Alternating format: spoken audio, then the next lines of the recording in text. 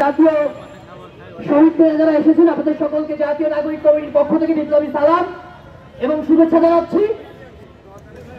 আজকে বিপ্লবের 100তম দিনে আজকে আমরা যখন এই শহীদ মিনারে এসেছি, আজকে এই বাংলাদেশের রাজনৈতিক দলগুলোর যারা দায়িত্বে আছেন তাদের মুখ থেকে আমাদের শুনতে হচ্ছে আমরা আওয়ামী লীগকে এত বেশি ফ্যাসিস্ট বলা পছন্দ করছি না। আজকে রাজনৈতিক দলগুলোর নেতাদের মুখ থেকে আমাদেরকে শুনতে হচ্ছে ওই বঙ্গভবন থেকে শেখ মুজিবের ছবি নামানো ঠিক হয়নি। আজকে আমাদেরকে শুনতে হচ্ছে বাকশালের মূলনীতি দিয়ে ভরা এই সংবিধান, সেই সংবিধান দিয়ে শেখ হাসিনা গত 16 বছর বাংলাদেশের মানুষকে, আমাদের বিরোধী মতকে, বিরোধী দলকে সেকেন্ড ক্লাস সিটিজেনে পরিণত করেছিল। এই সংবিধানই আমাদের লাগবে এবং এই আন্দোলনের যারা মূল স্টেক রাজনৈতিক দলগুলো তাদের মুখ থেকে যখন এই কথাগুলো আমরা শুনি, আমাদের বিপ্লবের চেতনা, আমাদের আহত বিপ্লবী যারা আছেন তারা, আমাদের শহীদ ভাইয়েরা, তাদের প্রাণ, তাদের অন্তরাত্মা এখন কাঁদে, আমাদের মন কাঁদে যে আমরা জীবন দিচ্ছি, আমরা লড়াই করছি, কিন্তু আমাদের লড়াইয়ের সুফল যে রাজনৈতিক দলগুলো ভোট করবে তারা আজকে বলছে আওয়ামী লীগকে এত ফ্যাসিস্ট বলা যাবে না, আওয়ামী লীগের রাজনীতির অধিকার আছে।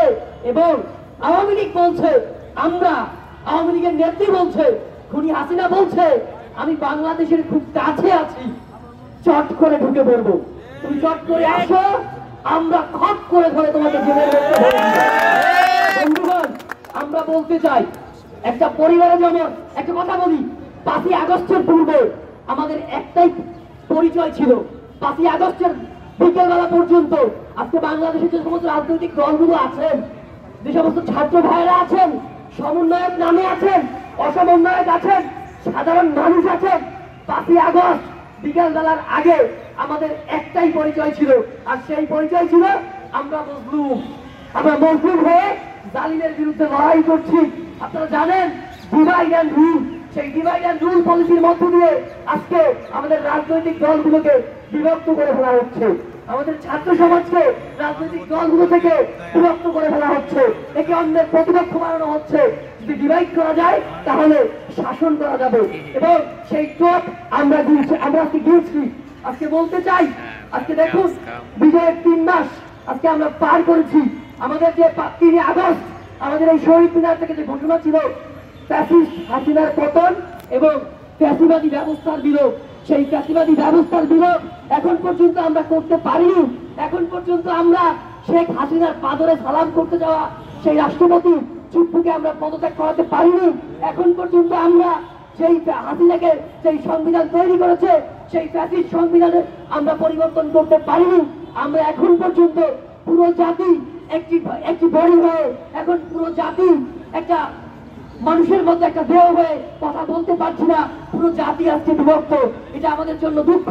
আজকে দেখুন আমরা এমন একটা জাতি, এই স্বাধীনতার 53 বছরেও আমাদের স্বাধীনতা, আমাদের সংগ্রাম, আমরা কিভাবে চলবো, আমাদের ভোটের পলিসি কি হবে, আমাদের জনগণের অধিকার কি হবে, সেটা ঠিক করে দেয় ওয়েস্টার্ন ওয়ার্ল্ড, সেটা ঠিক করে দেয় পার্শ্ববর্তী রাষ্ট্র ভারত। এটা দুঃখজনক। আমরা স্লোগান দিচ্ছি দিল্লি না ঢাকা, ঢাকা ঢাকা। স্বাধীনতার এই 53 বছরে গত 2 বছর যাবৎ এই ছাত্র সমাজই এই স্লোগানটা দিচ্ছে দিল্লি না ঢাকা, কিন্তু কোন রাজনৈতিক দল এখন পর্যন্ত সাহস নিয়ে দিল্লির বিরুদ্ধে একটা বারের জন্য এই স্লোগানটা তুলতে পারেনি। তারা বিশ্বাস করে, আমাদের তথাকথিত রাজনৈতিক দলগুলো বিশ্বাস করে যদি ক্ষমতায় আসতে চাই আমাকে ভারতের পা চাটতে হবে।